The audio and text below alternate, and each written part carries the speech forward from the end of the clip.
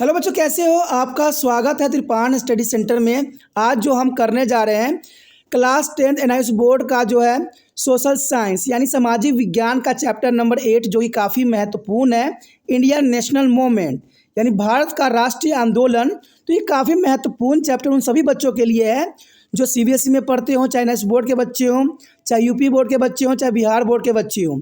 Even कि जो बच्चे कंपटीशन की तैयारी करना चाहते हैं या कर रहे हैं उनके लिए इंडियन नेशनल मूवमेंट काफ़ी महत्वपूर्ण रहेगा, क्योंकि इसमें हम हर एक विषय पे प्रकाश डालेंगे और जानने की कोशिश करेंगे हर एक पहलू को जो अब तक आप नहीं जान सके, और वो सारी बातें करेंगे जो आपके जीवन के लिए महत्वपूर्ण रहेगा।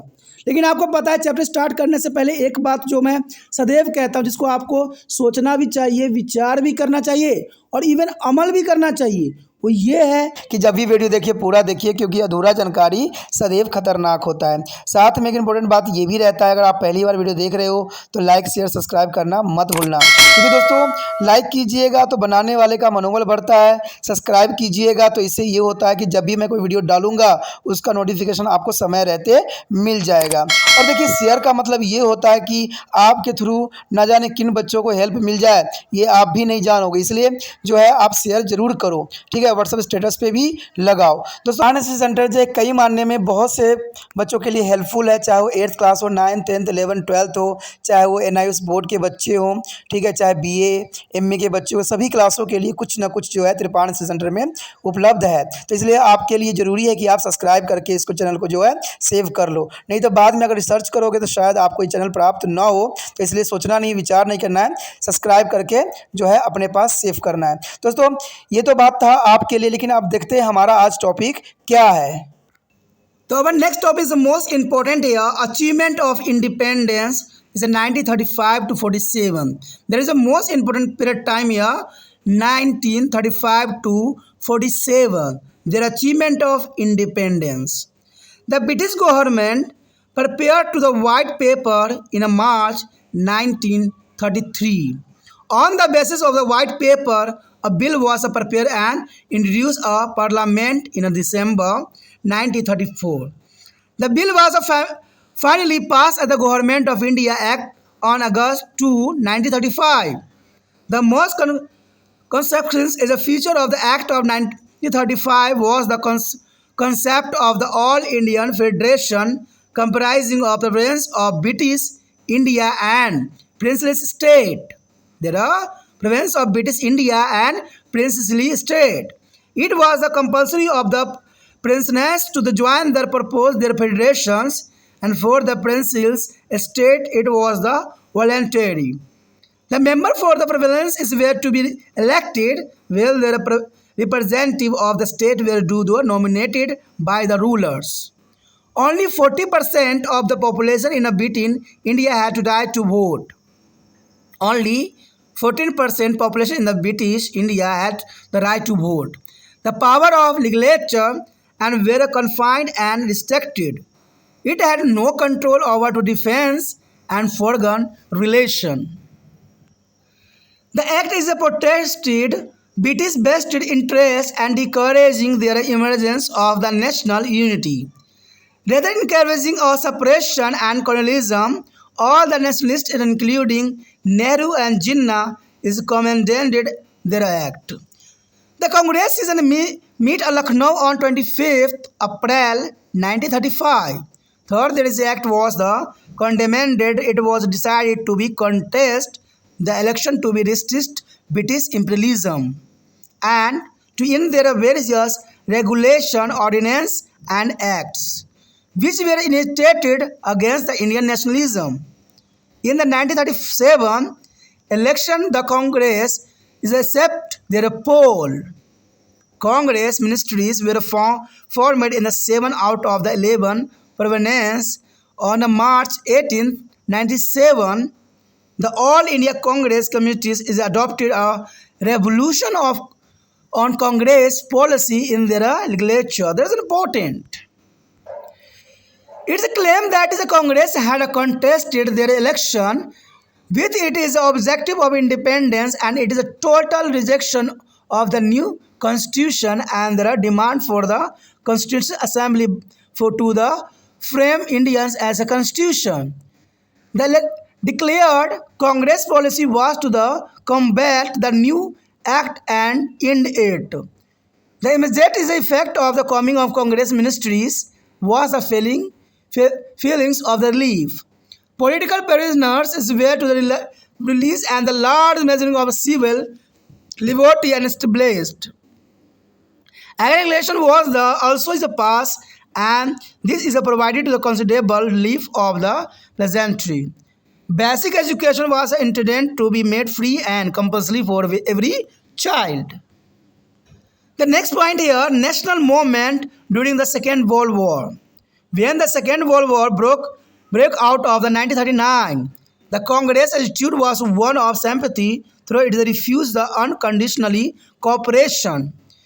The Congress demanded that India must be declared an independent union and present application must be given to this status to the largest possible extent. The British did not be agree, and as a result all the ministries resigned in the protest in 1939. A demand for the provisional national government at the center was made at the instance of C. Rajagopalacharis in 1940. It was turned down by the missionaries. Lord Alinto Ghose in October 1940 was the launcher their civil disobedience campaigns. Acharya Vinod Bhave was the first of for individual or satyagraha. All India Committee of the Cabinet and the Letters as a chairperson was set up and the draft or declaration was made. In March 1942, Sir Stafford Cripps came to the India with a draft of declaration. It started the British government's desire to be grant Indian is a dominized states at the end of the war. The complete independence was not promised. There was no mention of a national government of the Indian people. The Congress rejected this offer. The Muslim League opposed to be a creation of single union and found that it seems unstable, as it did not be unequally as a candidate of Pakistan. The Cripps as mission failed. Cripps missions is a failure. The struggle for independence was carried on by the Subhash Chandra Bose from to the award. He found the outbreak of the Second World War to be a convincing opportunity to strike as a blow for the freedom of India. The Bose had been put under house arrest in 1940, but he managed to escape the rebellions on March 28, 1941. The Indian community where is a claimant him to be leader Netaji. There is a claimant to him to be leader Netaji. He was greeted with their Jai Hind. Slapped the motherland. Salute here the motherland. He tried to rise up the Indian army and all these the country people to rise in the army against to the British. In 1942, the Indian Independent League was formed and discussion was taken to from the Indian National Army, mean INA, the Indian National Army for the liberation of India. One on the invention for the Ras Bihari Bose and Subhash Chandra Bose come to East Asia on June 13, 1943. He was made the President of India Independent League and leader of the INA, popularly is called Azad Hind Fauj. That is called Azad Hind Fauj. He gave their famous battle cries, Chalo Delhi. There is a famous battle cry here, Chalo Delhi. He is promised independent to Indians and say, तुम मुझे खून दो, मैं तुम्हें आज़ादी दूंगा. There is the most important here. You give me a blood, I will give you freedom. That is a slogan. In March 1944, the Indian flag was hostile in the Kohima. That is important. Unfortunately, after there is a moment, collapse did that is happened to the Netaji remain a mystery. It is said that he lost his life on the air crash in August 1945. But it could not be ascertained to the INA continued to be occupied on the haunted place in India's and freedom struggle. The instance of pluralism of Bose and the soldier of the IN is provided to the source of inspiration for the Indian people. On your screen, there is the most important people here. Subhash Chandra Bose means Netaji. There is a man for the head of the INA. There is important here. The next topics here, quit in India moment and after. There is a most important topic arrive here, quit India moment and after. The failure of the Cripps mission made the Indians frustrated and embittered. It was felt that time had now come for the launching another marks of movement against the British rule. And discontent of Indian people was increasing due to the warm time and stress and the growing the unemployment. And there was a content the dangers of Japanese attack. The Indians leader were convinced that India would be a victim of Japanese aggressions only because of the British presence of India. Gandhiji said the presence of British in their India is on invasion of Japan to invade India. Subhash Chandra Bose, who is escaped their former India, is in 1941 and repeatedly spoke over to radio from Berlin and arousing the anti-British feeling which give a rise to be pro-Japanese settlements. The Congress under Gandhi felt that the British must be compelled to be accept Indian demand for a quit the country. A meeting for Congress working committee in their Bradha passed the Quit Indian Revolution on 4th July 1942, which was later endorsed the pass on 8 August at the Mumbai session of the Congress. The Congress decided to launch a mass struggle on no violent line on the biggest of possible scale. And addressing the Congress delegate on the night of 8th August, Gandhiji in their stirring speech said, "Here's said, I therefore want to freedom immediately. He is every night before dawn after you come. Here I am not be going to be satisfied with anything, a short of complete freedom. Here is the mantra, a short one that I give you. You may be imprint on your hearts and let every breath of your give expression to it. The mantra is do or die. Do or die. There is a most important mantra here. And we shall either free Indian or die in the attempt. We shall not live to see the perpetuations of slavery." That is important. But before their Congress leader could start their movement, formally all important leaders of Congress were arrested before their adopts of 9th August 1942. The Congress was banned and declared as an illegal organization. The press was censored. The news of arrest of popular leaders shocked the nation, and their anger and the resentment and expressed through there is numerous aggregations and hurdles, observations and demonstrations in all parts of the country. With the most of the important leader in a jail, the movement took at a different shape at a different places. The people give vent to be their anger by the warnings, government building, police station, and post office, any that is the symbolized British authorities. Railways and telegraph lines were disconnected. At the some place such as Balia district in UP, Midapur district of West Bengal, and the Satara is Mumbai. The revolt took a serious turn.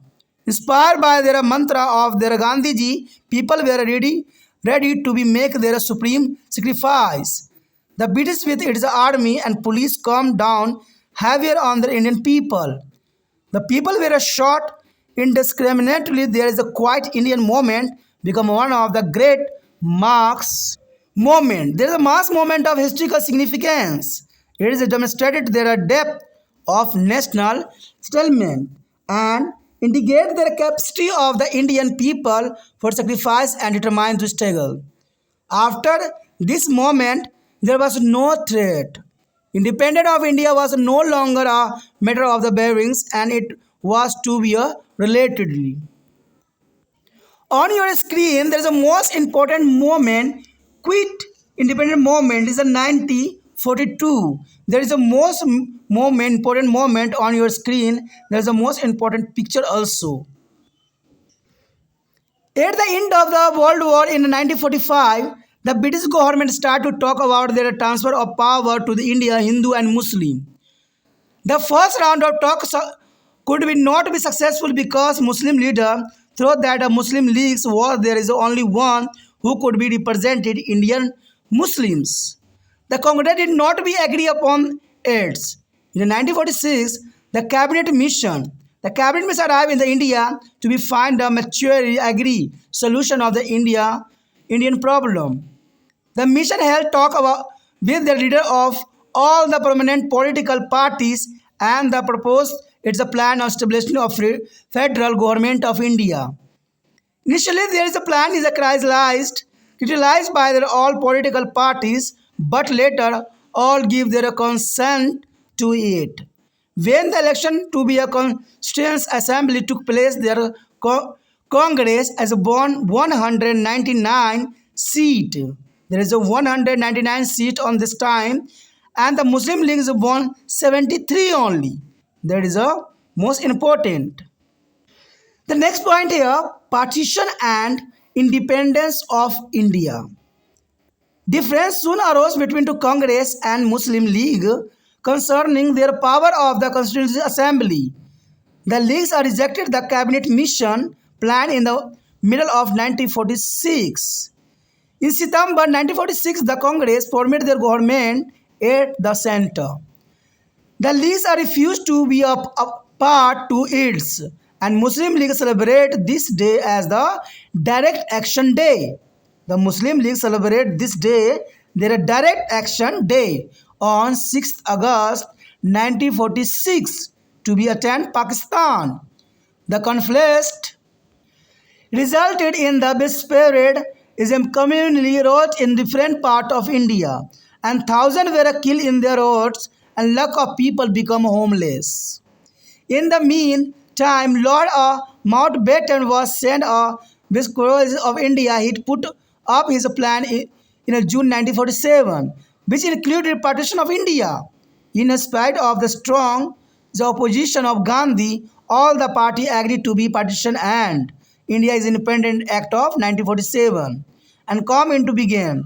It is a create two independent state in the India subcontinent, India Union and Pakistan.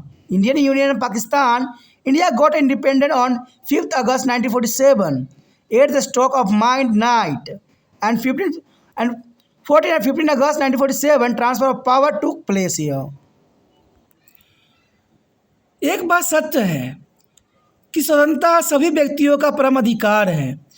किसी को अगर स्वतंत्रता छीनी जाती है तो वो बहुत ही दुखदायक परिस्थिति पैदा होती है।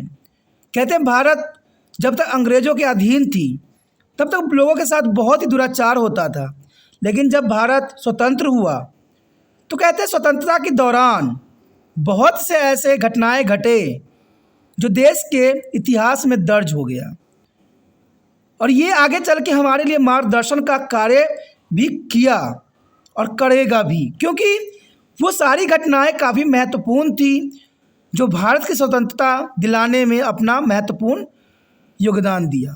यहाँ पर जो हमारा टॉपिक आया है स्वतंत्रता की प्राप्ति, यानी 1935 से लेकर 1947 के बीच में कैसी घटना घटी और कौन कौन सी बातें महत्वपूर्ण थी। कहते हैं मार्च 1933 में अंग्रेज़ी सरकार ने श्वेत पत्र तैयार किया, यानी 1933 में अंग्रेज़ी सरकार ने श्वेत पत्र तैयार किया, यानी वाइट पेपर। इस श्वेत पत्र के आधार पर एक बिल बनाया गया था, उसे हम दिसंबर 1934 में संसद में प्रस्तुत किया गया, यानी 33 में बनाया गया और 1934 में जो है संसद में पेश किया गया। और बिल अंततः 2 अगस्त 1935 को भारत सरकार अधिनियम 1935 के नाम से पारित किया गया, यानी 1935 में भारत सरकार अधिनियम 1935 के नाम से इसको पारित किया गया। 1935 के अधिनियम की सबसे सुस्पष्ट विशेषता अखिल भारतीय परिसंघ का विचार था, जो ब्रिटिश भारतीय प्रांत और देशी प्रांतों से बना था, यानी ब्रिटिश भारतीय प्रांत और देसी प्रांतों से बनाया गया था और प्रांतों का इस प्रस्तावित परिसंघ में शामिल होना अनिवार्य था। देसी रियायतों के लिए ये इच्छुक था, जो देसी रियायतें थे यानी प्रिंसेस स्टेट था, उनके लिए इच्छुक थी, यानी वो सम्मिलित हो भी सकते थे, नहीं भी हो सकते थे, क्योंकि वो ऐच्छिक थी। जैसे आपको पता है कि जब भारत आज़ाद हुआ तो कई राज्य जो है भारत में सम्मिलित हो गया, लेकिन प्रिंसेस स्टेट जितने भी थे उनकी इच्छा पे छोड़ दिया गया। जैसे जम्मू कश्मीर जो था वो भारत में उस समय सम्मिलित नहीं हुआ, वो अपने आप को अलग रखा, लेकिन बाद में जब पाकिस्तान के द्वारा दी गई ये तनाव के कारण वो भारत में सम्मिलित हो गया, लेकिन सारी बातों को सम्मिलित नहीं किया गया, जिनके कारण जो 370 धारा वहाँ पर लगा दी गई। तो कहते प्रांतों के सदस्यों को चुना जाना था, जबकि रियायतों के उम्मीदवारों को वहाँ का शासन मनोनीत करता था, यानी जो रियासतें होगी, ठीक है, उनको तो इच्छुक बना दिया गया, जो प्रिंसेस स्टेट थी उनको इच्छुक बना दिया गया, लेकिन जो प्रांतें थी उनको जो है उनके उस क्षेत्र के लिए एक उम्मीदवार को खड़ा किया गया। और ब्रिटिश भारत की जनसंख्या का सिर्फ 14% लोग को ही वोट देने का अधिकार उस समय था, यानी सिर्फ 14% ही व्यक्ति उस समय वोट दे सकते थे। विधानसभा की शक्ति सीमित और प्रतिबंधित थी। रक्षा और विदेश संबंधों पर कोई नियंत्रण उस समय स्थापित नहीं हुआ। अधिनियम अंग्रेजों खुद के अधिकार की रक्षा करता था। जो अधिनियम बनाई गई वो भारत के लिए नहीं बनाई गई, वो अंग्रेजों के लिए बनाई गई और इसके अंतर्गत अंग्रेजों की खुद की अधिकारों की रक्षा इसमें सम्मिलित थी।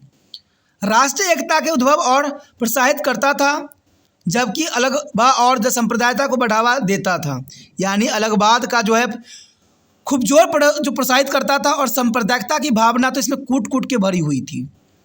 नेहरू जिन्ना समेत सभी राष्ट्रवाद ने इस अधिनियम के जो है प्रत्यासन किया, यानी उन्होंने जो है इसको नकारा। कांग्रेस का अधिवेशन 25 अप्रैल 1935 को लखनऊ में हुआ। यद्यपि अधिनियम की जो है प्रत्यासना की गई, पर ब्रिटिश सांप्रदायिकतावाद के विरोध के लिए विभिन्न नियम कानून और जो है अधिनियम जो भारतीय राष्ट्रवाद के खिलाफ आरंभ किए गए थे कि अंत के लिए चुनाव लड़ने का निर्णय लिया गया, क्योंकि ये चुनाव के द्वारा ही देश का भविष्य तय की जा सकती थी। 1937 के चुनाव में कांग्रेस बहुमत में आई। 1937 में जो चुनाव हुआ उसमें कांग्रेस को पूरी बहुमत मिल गई और 11 प्रांतों में से 7 प्रांतों में कांग्रेस सरकार बन गई, यानी उस समय 11 प्रांत थी और 11 प्रांत में से जो है 7 प्रांतों में कांग्रेस की सरकार बन गई। 18 मार्च 1937 को अखिल भारतीय कांग्रेस कमेटी के विधानसभा में कांग्रेस की नीति पर एक प्रस्ताव अपनाया। इसमें कहा गया कि कांग्रेस स्वतंत्र और नए संविधान के पुण्य और स्वीकृत के उद्देश्य से चुनाव लड़ी थी और इसमें भारत का संविधान बनाने के लिए संविधान सभा की मांग भी की गई। कांग्रेस की नई घोषित नीति, नए अधिनियम और उसके खत्म करने की लड़ाई भी थी। कांग्रेस मंत्रिमंडल के आने का तत्कालिक प्रभाव राहत का अनुभव था, लेकिन राजनीतिक बंदियों को रिहा किया गया। जो बंदिश थे, जेलों में बंद थे, उनको रिहा किया गया और बड़ी मात्रा में नागरिक स्वतंत्रता प्राप्ति की गई। किसान विधान पारित हुआ और इससे किसानों को काफ़ी हद तक राहत दी गई, क्योंकि जो भी परेशान सबसे अधिक था वो किसान ही थे। इस समय प्रत्येक बच्चों को अनिवार्य और शुल्क जो है मौलिक शिक्षा की इच्छा व्यक्त की गई, क्योंकि इस समय ही नींव रखी गई थी बच्चों को निःशुल्क शिक्षा देने की, क्योंकि उनको पता था कि जब तक बच्चों का ओवरऑल विकास नहीं होगा, देश का भविष्य जो है सुचारू नहीं होगा और देश की भविष्य सुनिश्चित नहीं किया जा सकता। क्योंकि बच्चों को अगर सही शिक्षा न मिले तो वो जो है कभी सोच विचार करने की क्षमता उनके पास नहीं रह जाता है। उसके पश्चात हमारे समक्ष आता है द्वितीय विश्व युद्ध के दौरान राष्ट्रीय आंदोलन। कहते हैं द्वितीय विश्व युद्ध के दौरान जो है भारत में राष्ट्रीय आंदोलन का नेतृत्व भी किया गया, जो काफ़ी महत्वपूर्ण था। 1939 में जब द्वितीय विश्व युद्ध शुरू हुआ, यानी 1939 में जब द्वितीय विश्व युद्ध शुरू हुआ, कांग्रेस का रवैया जो है सहानुभूतिपूर्ण था, यानी सहानुभूति देने की पूरी जो विचारधारा था, जबकि इसने बिना शर्त सहयोग देने से इनकार कर दिया। कांग्रेस ने मांग की कि भारत को एक स्वतंत्र संघ घोषित किया जाए और अंग्रेज जो है सहमत नहीं हुए। परिणाम स्वरूप 1939 में सभी मंत्रियों ने इस्तीफा दे दिया और 1940 में सी राजगोपालाचारी के अनुरोध पर केंद्र में अस्थायी राष्ट्रीय सरकार की मांग की गई और इसे वायसराय लॉर्ड लिथनथारो द्वारा अस्वीकार कर दिया गया। और अक्टूबर 1940 में सविनय अवज्ञा आंदोलन शुरू किया गया, जो कि काफ़ी महत्वपूर्ण थी। सविनय अवज्ञा आंदोलन। आचार्य विनोबा भावे व्यक्तिगत सत्याग्रह देने वाले थे, यानी देखा जाए आचार्य विनोबा भावे व्यक्तिगत सत्याग्रह करने वाले थे, जो कि काफ़ी महत्वपूर्ण था। एवंवी की अध्यक्षता में कैबिनेट की अखिल भारतीय समिति गठित की गई और घोषणा पत्र का एक प्रारूप बनाया गया और मार्च 1942 में सर स्टैफोर्ड क्रिप्स घोषणा पत्र लेकर भारत आए और इसमें युद्ध के बाद भारत को जो है प्रभुता राज्य का दर्जा देने की ब्रिटिश सरकार की इच्छा व्यक्त की गई। यानी अब जो 1942 में सर स्टैफोर्ड ने ये क्रिप्स घोषणा पत्र लेकर भारत आए और उसमें लिखा हुआ था कि भारत को जो है प्रभुत्व राज्य का दर्जा देने का जो है उसमें इच्छा व्यक्त की गई थी। स्वतंत्रता के बाद नहीं किया गया था, यानी संपूर्ण स्वतंत्रता की बात इसमें बिल्कुल ही नहीं किया गया था, सिर्फ इच्छा व्यक्त की गई थी। भारतीय लोगों की राष्ट्र सरकार की कोई चर्चा इसमें नहीं की गई थी। कांग्रेस ने इस प्रस्ताव को अस्वीकार कर दिया और मुस्लिम लीग ने एक ही संघ बनाने का विरोध किया। इस प्रकार यह योजना अस्वीकार रही क्योंकि इसमें पाकिस्तान स्पष्ट नहीं माना गया था और क्रिप्स मिशन असफल हो गया। कहते सुभाष चंद्र बोस द्वारा विदेश से स्वतंत्रता के लिए संघर्ष को चलाया गया, यानी सुभाष चंद्र बोस विदेशों से स्वतंत्रता के लिए संघर्ष चलाया और उन्होंने द्वितीय विश्व युद्ध की शुरुआत को भारत की स्वतंत्रता के लिए अंग्रेजों पर चोट करने का एक सुविधाजनक अवसर पाया। बोस को 1940 में उनके घर में ही कैद कर दिया गया, लेकिन 28 मार्च 1941 को वो बर्लिन निकल भागने में सफल रहे और वहाँ पर भारतीय समुदाय में उन्होंने नेताजी के रूप में सम्मान दिया गया और उनका जय हिंद के से स्वागत किया गया, यानी जय हिंद जो हमारे आज के समय महत्वपूर्ण शब्द है। उन्होंने एक भारतीय सेना की शुरुआत की कोशिश की और अपने देश के लोगों को ब्रिटिश के विरुद्ध हथियार उठाने के लिए प्रेरित भी किया। 1942 में इंडियन इंडिपेंडेंट लीग की स्थापना की गई और भारत को आज़ादी के लिए इंडियन नेशनल आर्मी के गठन का निर्माण भी किया गया। रास बिहारी बोस को एक आमंत्रण पर जो है 13 जून 1943 को सुभाष चंद्र बोस पूर्वी एशिया आए।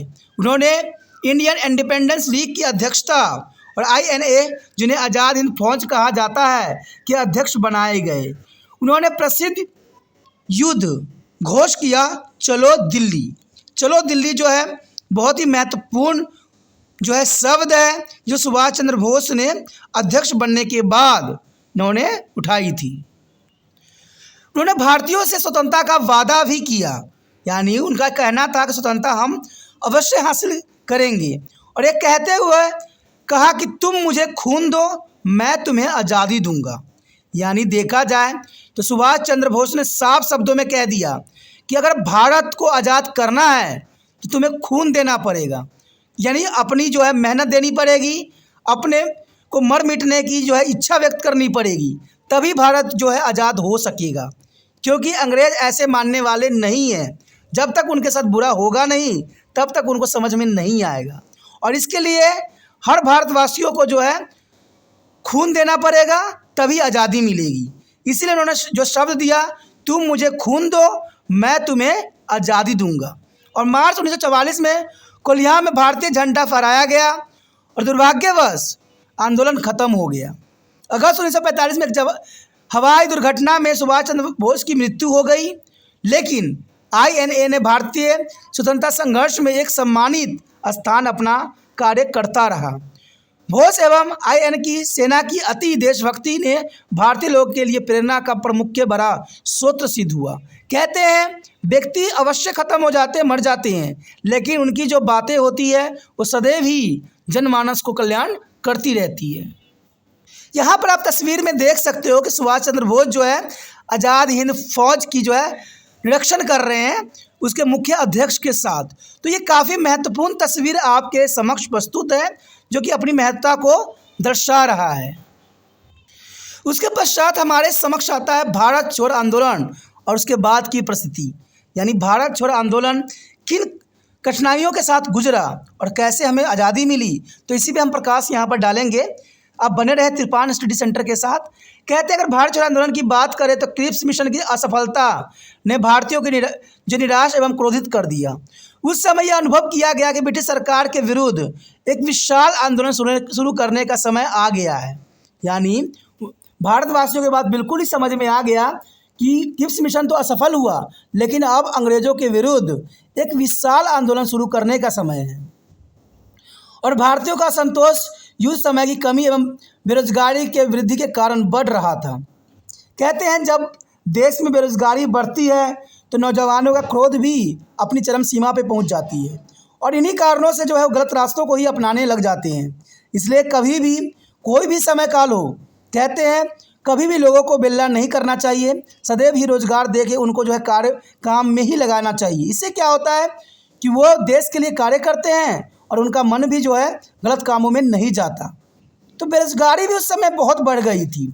जापान के आक्रमण का लगातार भय बना हुआ था उस समय और भारतीय नेताओं का विश्वास दिलाया गया कि भारत जो है जापानी आक्रमण का दोषी होगा, क्योंकि भारत में अंग्रेजी मौजूद है अभी भी। यानी भारत जापानी आक्रमण का दोषी रहेगा और भारत में अभी भी अंग्रेज जो है मौजूद है। गांधी जी ने कहा था साफ शब्दों में कि भारत में अंग्रेजी की उपस्थिति जापान को भारत पर आक्रमण का निमंत्रण है। यानी अंग्रेज भारत में जब तक रहेंगे तब तक जो है जापान भारत पर आक्रमण करता ही रहेगा। सुभाष चंद्र बोस जी 1941 में भारत से निकल भागे थे और वो बार बार बर्लिन के रेडियो पर अंग्रेजी विरोध भावनाओं को उठाते हुए बोलते थे, जिसे जापानी समर्थन की भावना को बढ़ावा दिया। यानी सुभाष चंद्र बोस ने काफ़ी महत्वपूर्ण जो है उन्होंने रेडियो का माध्यम बना के बर्लिन से उन्होंने जो है आवाज़ बुलंद की।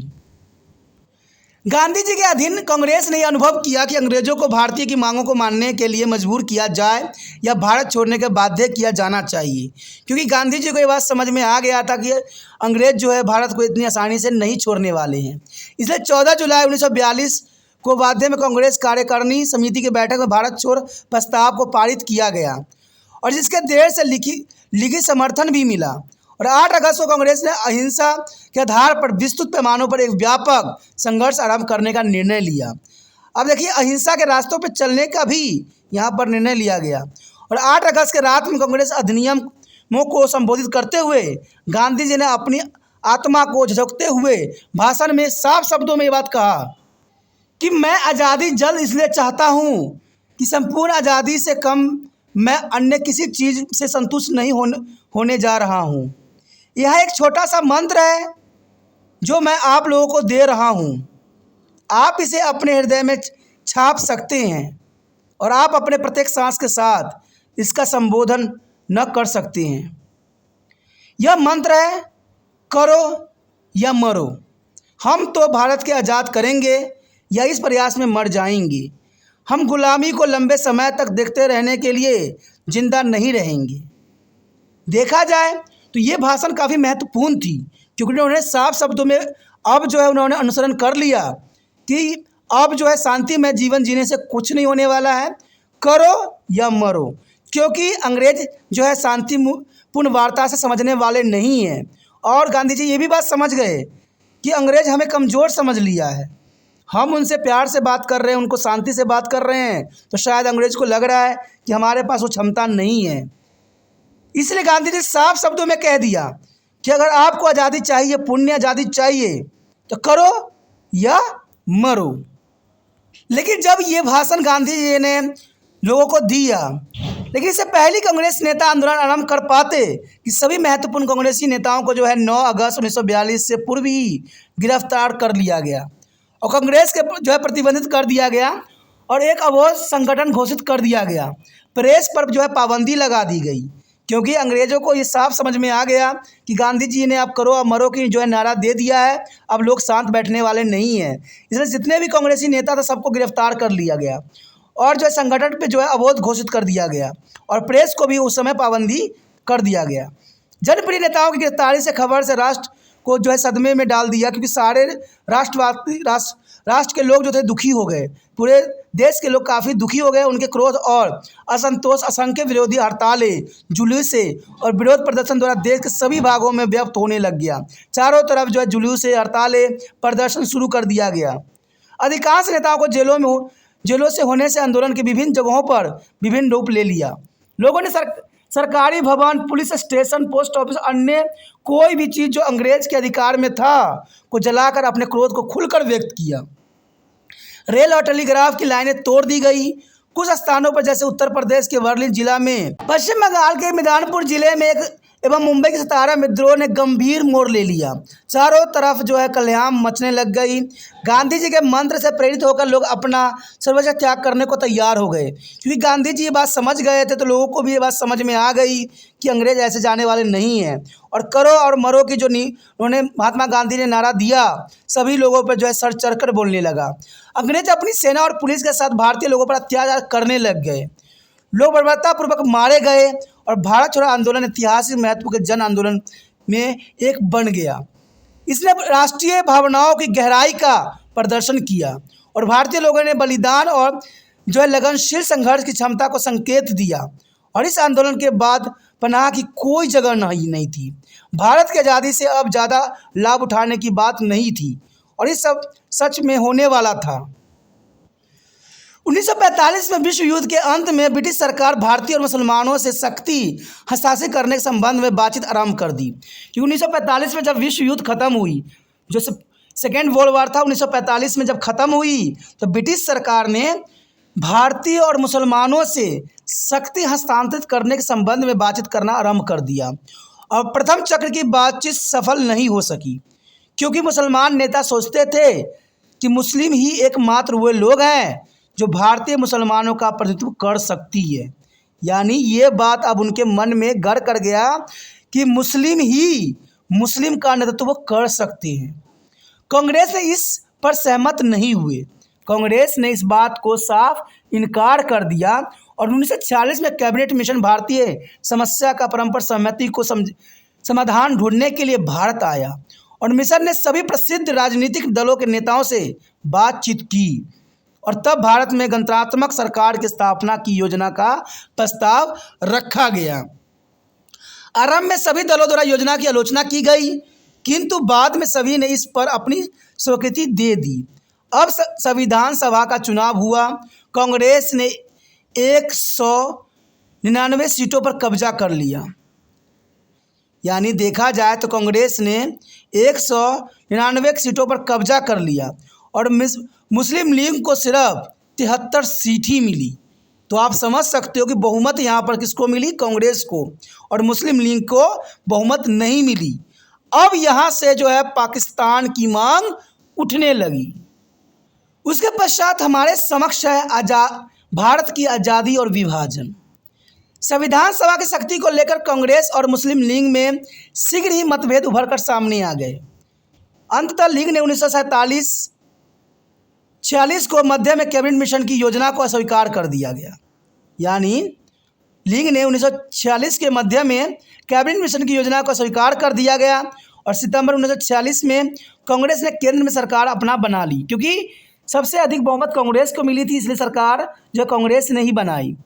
लीग ने इसमें हिस्सा लेने से इनकार कर दिया और मुस्लिम लीग ने 16 अगस्त 1946 को दिन पाकिस्तान प्राप्त करने के लिए सीधी कार्रवाई दिवस मनाया कि उनको अलग ही अपना राष्ट्र चाहिए, वो भारत में नहीं रहेंगे। संघर्ष के परिणाम स्वरूप भारत के विभिन्न हिस्सों में बड़े पैमानों पर सांप्रदायिक दंगा फसाद फैल गया, जो आप कई फिल्मों में भी देखे होंगे। कहते चारों तरफ तहस नहस होने लग गई। लोग कहते नेताओं के भाषण के कारण सभी लोग जो है एक दूसरे को काटने मारने लग गए। जो भाई भाई साथ में मिलकर रह रहे थे, अब हिंदू मुस्लिम की जो कहानी थी, बहुत विचित्र घटनाओं का जो है सूत्रपात कर दिया। और इस दंगे फसाद के कारण हजारों लोगों ने दंगे में जो है अपनी प्राण की आहुति दे दी। लाखों लोग बेघर हो गए और इसी बीच लॉर्ड माउंटबेटन के वायसराय बनकर भारत में भेजा गया। उसने अपनी योजना जून 1947 में रखी, जिसमें भारत का विभाजन शामिल था। गांधी जी के प्रबल विरोध के बावजूद सभी दल विभाजन के लिए सजी हो गए और भारत स्वतंत्रता अधिनियम 1947 अस्तित्व में आ गया। क्योंकि गांधी जी ये नहीं चाहते थे कि भारत का विभाजन हो। क्योंकि भारत का विभाजन होने का मतलब था देश का जो है दो टुकड़ा होना, यानी दिल का जो है दो टुकड़े होने के समान था। क्योंकि गांधी जी के लिए पाकिस्तान जितना इम्पोर्टेंट था, उतना इम्पोर्टेंट के सारे देश थे, राज्य थे। इसलिए गांधी जी ने नहीं चाहते थे कि जो है पाकिस्तान का विभाजन हो। और सिर्फ विभाजन इसलिए हुआ क्योंकि कहते उस समय जो पाकिस्तानी नेता यानी जो नेता थे, जो मुस्लिम नेता थे, उनके एक ही विचारधारा था कि हमें अलग राष्ट्र चाहिए, हम मुस्लिम हैं, हम मुस्लिम अलग रहेंगे। जैसे आज के समय में बड़े बड़े नेताओं का ये विचारधारा है कि इंडिया जो है वो हिंदू का राष्ट्र है। तो यही विचारधारा उस समय मुसलमानों के मन में भी उठा और भारत का दो टुकड़ा हो गया। अब सोचिए अगर आज ऐसे विचारधारा आए और आपको पता है कि भारत में जितना मुस्लिम धर्म रह रहे हैं उतना पाकिस्तान में भी नहीं होंगे, तो भारत का क्या हो सकता है। इसलिए बड़े बड़े लोगों को सोच विचार के जो है कोई कदम उठाने की आवश्यकता है, क्योंकि ये हमारे देश का सवाल है। हमारे देश में हम कई फूल हैं लेकिन है हम एक माला। इसलिए उस समय शायद इस बात को नहीं सुना गया क्योंकि सबको जो है सत्ता का भूत चढ़ा हुआ था। इसलिए गांधी जी ने स्वयं को इन राजनीतिकों से अलग कर लिया और इसे भारतीय उपमहाद्वीप को दो भागों में बांट दिया और वो भारतीय संघ और पाकिस्तान, एक भारतीय संघ बन गया और एक पाकिस्तान बन गया। भारत ने 15 अगस्त 1947 को अपनी स्वतंत्रता पा ली और ठीक आधी रात 14वीं और 15वीं अगस्त को 14-15 अगस्त को 1947 को शक्ति का हस्तांतरण हुआ। तो इस प्रकार जो है भारत को बहुत ही दुखदायक परिस्थितियों में और कहते हैं टुकड़ों टुकड़े होने में के बाद जो है स्वतंत्रता प्राप्त हुई। और इस स्वतंत्रता का महत्व को हमारे जीवन में बहुत काफ़ी महत्वपूर्ण स्थान है और इसको जो है किसी को तोड़ने का कोई अधिकार नहीं है। कहते हैं अपनी स्वतंत्रता को कभी भी नहीं खोना चाहिए। ये देश हमारा है, हम इस देश के वासी हैं, इसमें प्रत्येक व्यक्ति जो है हिंदुस्तानी है। दोस्तों इसी के साथ हमारा चैप्टर भी ख़त्म हो जाता है जो कि काफ़ी महत्वपूर्ण था। कहते हैं सही बात सदैव सही होता है, इसलिए आपका भी इसमें विचारधारा की आवश्यकता है। जितना हो सके कमेंट कीजिए, जितना हो सके इस वीडियो को शेयर कीजिए, इससे दूसरे बच्चों को पहुंचेगा, उनको भी अपने सेवक के साथ अपना जो है क्रांति के विषय में भी अवगत होंगे कि उनको कितनी मुश्किल से जो है आज़ादी प्राप्त हुआ है, कितने लोगों ने अपनी प्राण की आहुति दिया है, तब जाके हमें स्वतंत्रता प्राप्त हुई है। और ये हर एक व्यक्ति को जानना जरूरी है कि हमारे लिए सभी चीज़ कितने महत्वपूर्ण होते हैं। इसलिए जितना हो सके इस वीडियो को शेयर कीजिए, ठीक है। और पहली बार वीडियो देख रहे थे तो चैनल को सब्सक्राइब करके अपने मोबाइल में अवश्य सेव कर लीजिए, क्योंकि आपको पता है कि त्रिपान स्टडी सेंटर जो है 8th क्लास से लेके MA तक के बच्चों के लिए महत्वपूर्ण कार्य के लिए अग्रसर है और इसमें जो है आपको प्लेलिस्ट के ऑप्शन भी मिल रहे हैं।